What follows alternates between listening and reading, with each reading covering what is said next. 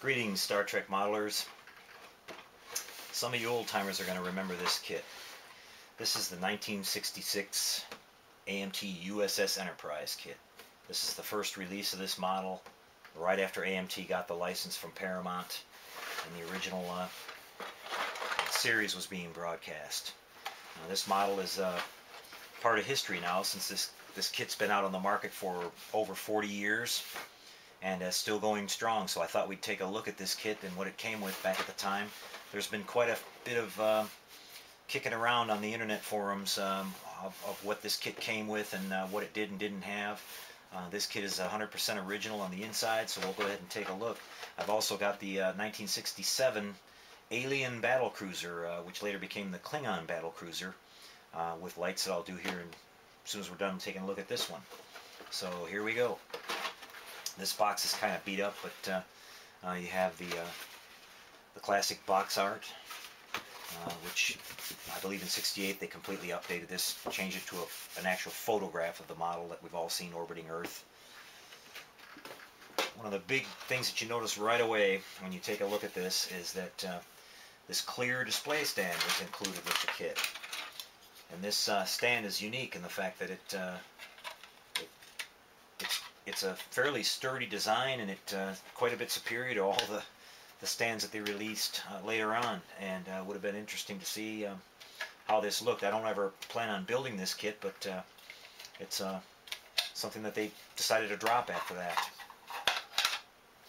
Now here we have our instruction sheet, and I believe, yes, this is the original warranty information, so if you had a problem with this kit, told you not to take it back to the store and contact the manufacturer directly. I doubt they do that anymore. We have our original instruction sheet. Some of the differences in this that we notice right away are that it's very, very simple in its layout, and you have different illustrations, since some of the parts, as I'm going to show you, are different in this model by a long shot from what we've seen from '68 on. You can see the big difference here being in the instructions. Not sure how well you can see this in the light, but the whole lower secondary hull mold is designed with a battery tray in place, which has all these reinforcing ribs down here, and a redesigned or original design deflector dish, which acts as a switch assembly. And I'm going to show you those parts here in a second. And we have the classic grid lines of the saucer on the top. Alright, let's take a look. And here we have the decal sheet. Now, this is cool. These letters here are actually much more in scale and look nicer than all the decals they put out from '68 until Round 2 has done the recent repop, where they've gone and redone them now, and they make much more sense. They're more back to the scale they should be, and the font type is more correct. But interestingly enough, these are much nicer, maybe because they didn't try to pack so many of them on as they did with the alternate names that they did with all the decal sheets and registration numbers from 68 on. So we have that, and it's fairly simple. There's not much there, but what is there is nice. And then we have the classic ribs on the top of the saucer. And I want to tell you, this is some heavy, thick plastic. I mean, they don't make them like this anymore. This is some heavy, thick stuff. You can feel the heft of it right away.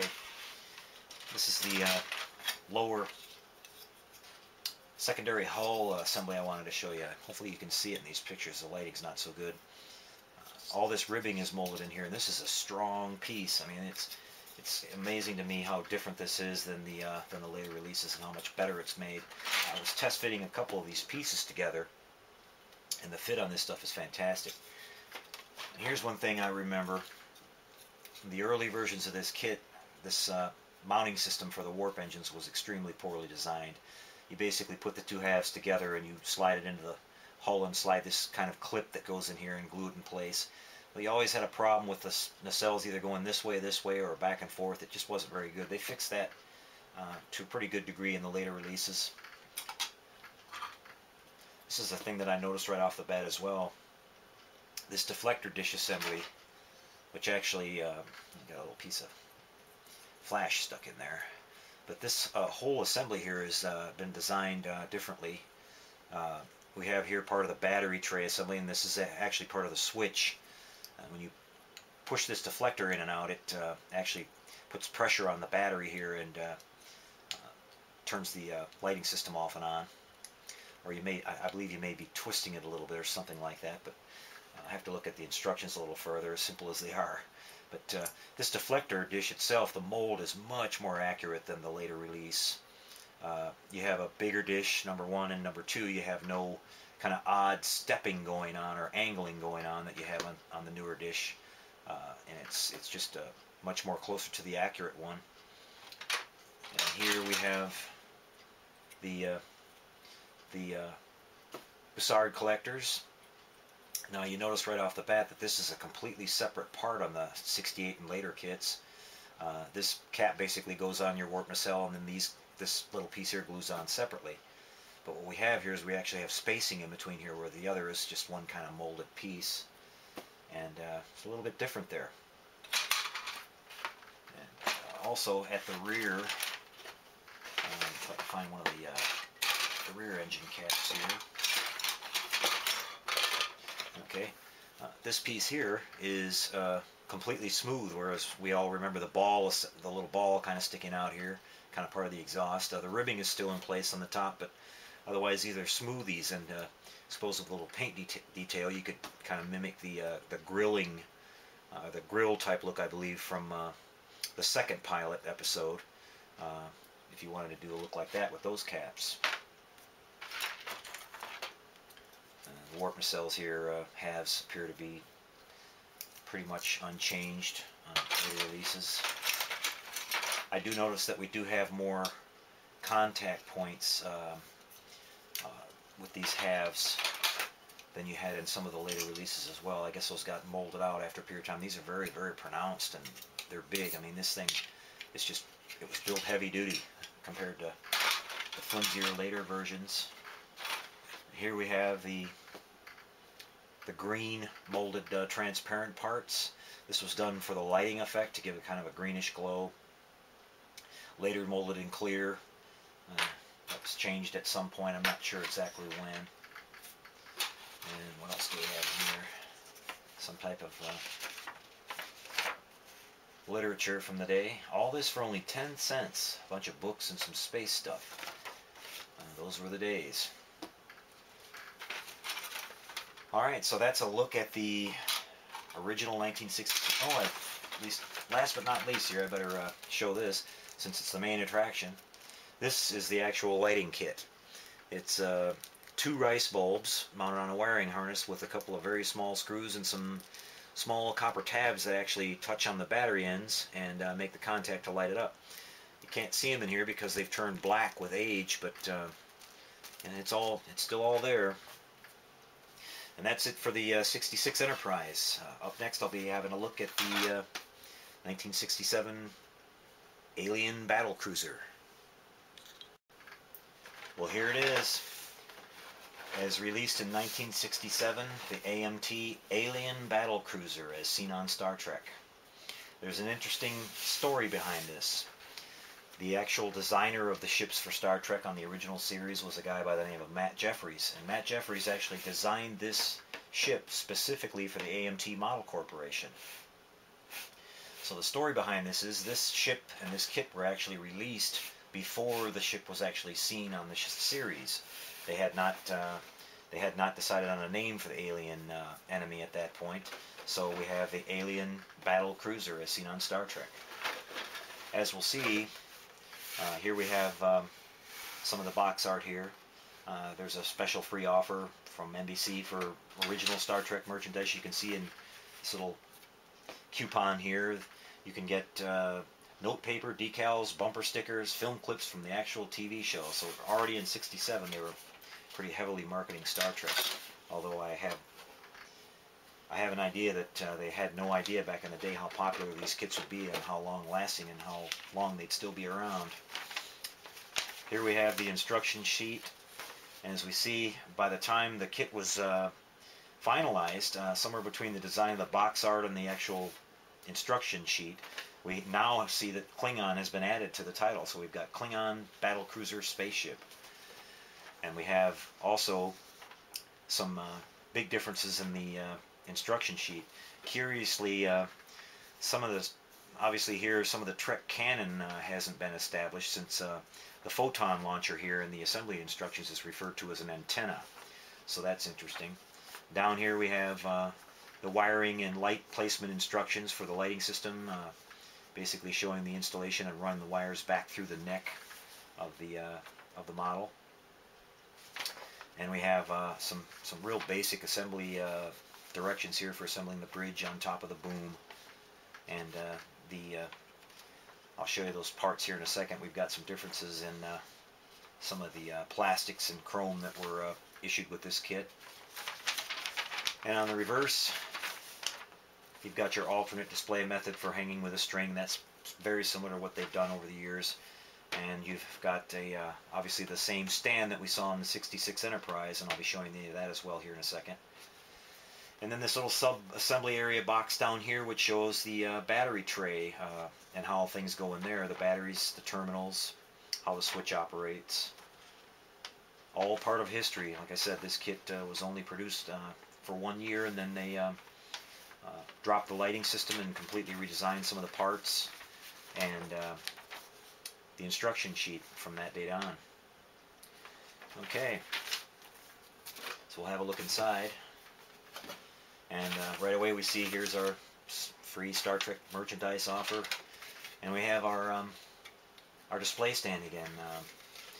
Same one we saw in the Enterprise. Completely different than the really crummy, flimsy ones that were offered for both of these. Got to give a hand to round 2 models. The redesign on the stand is worth the price of admission now, just for those purposes of building a new kit. Okay, we take a look at some of the parts here. We see here the same basic mold that we've had all these years. I understand now that on the new release of this kit, some of these details, this grill on the top of the main body assembly, are gone now. Again, there's a debate back and forth on what the studio model looked like and what Matt Jeffries' actual design looked like. Some of these ribs, these intakes, if you want to call them that, according to Matt Jeffries, those were originally intended to show on the filming miniature, but maybe for reasons of cost they were omitted, or time, or something like that. On the back side of this part, we see here a big difference. We have the battery tray and the brackets needed to mount all the contact terminals and the batteries themselves and the switch assembly. And other than that, it's basically the same. Now, I want to point out that these molds were new at the time when they were first casting these, and there's a few obvious molding issues going on with this, but just like the '66 Enterprise, this is some heavy, thick stuff, and just some basic test fitting some of the loose parts I did here. Stuff fits good, and it's pretty good quality as far as models go for back at that time. All right, so we've got some of the chrome parts here and the green parts. we've got these little grill assemblies here that kind of louver type assemblies that go up on the side of the bridge area. And I believe they molded these in green originally to kind of give an eerie kind of greenish glow when the thing was lit, and kind of give it that alien appearance, even though that's not correct for the actual model miniature, if you want to say, at all. Also, these chrome embellished pieces here. Most of the people that build these kits, they dull these down. There are some of them that are supposed to be metallic, some of them semi-painted, and you want a much duller kind of a metallic look and not a chrome-plated finish that's represented here. So that's interesting. Now we have the engine nacelles, the caps, the top of the bridge, the electric shaver, as I like to call it. So that's what it looked like. And you have the detail on the warp engines here. I think there's a little bit of differences here. Now I know that this ribbing is very pronounced here. This kind of grill effect is very, very pronounced on these, and it's kind of less so on some of the later releases, maybe due to the mold wearing out over time, since Ertl was using the same molds, doing a little reworking on them. Pretty sure all these little details here are the same, haven't been changed. Again, amazing, like 40-year plus run. Our basic parts that we're all familiar with from the original kits. And again, the star of the show here, some little brass mounting tabs for your lights. And here, in this case, we get 4 bulbs, so we get a little bit more areas of light on this model than the Enterprise kit. But it's just basically 4 rice bulbs mounted on some wire. You run back through the neck and up to your connecting switch, two batteries, and that's how it worked. Hard to say why they decided to quit including the lighting systems with them. Maybe due to cost. They were trying to keep the costs low, or they thought it was too complicated for some modelers at the time. Who knows? But there you have it. Part of history. The original Klingon and USS Enterprise first release kits. Hope this kind of clears up some of the stuff that's been talked about on what did and didn't come with these kits. So again, part of history. Hope you enjoyed it.